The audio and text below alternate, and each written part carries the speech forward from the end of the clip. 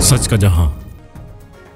Korangi district press club के बाहर allied material company के मुलाजमीन सरापा एहतजाज। मुलाजमीन का कहना है कि वो कई सालों से इस कंपनी में खिदमत अंजाम दे रहे हैं, मगर अब तक इनकी तनख्वाहों में कोई खातिर खा इजाफा नहीं किया गया। ड्राइवर्स और हेल्पर्स जो दिन रात मेहनत करते हैं, उनकी तनख्वाहें इस महंगाई के दौर में इंतहाई कम है। ड्राइवर को सिर्फ 30,000 और हेल्पर को 20,000 रुपए माहाना दिए जा रहे हैं, जो घर के अखराजात पूरे करने के लिए नाकाफी है। मुलाजमीन ने मीडिया से बात करते हुए कहा कि वो अपनी मेहनत का जायज मुआवजा चाहते हैं और इंतजामिया से मुतालबा करते हैं कि फौरी तौर पर तनख्वाहों में इजाफा किया जाए ताकि वो अपने खानदान की जरूरियात पूरी कर सकें।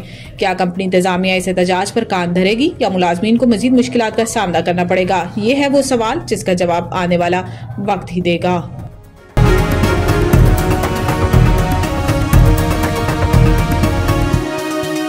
हमारा जहां, सच का जहां।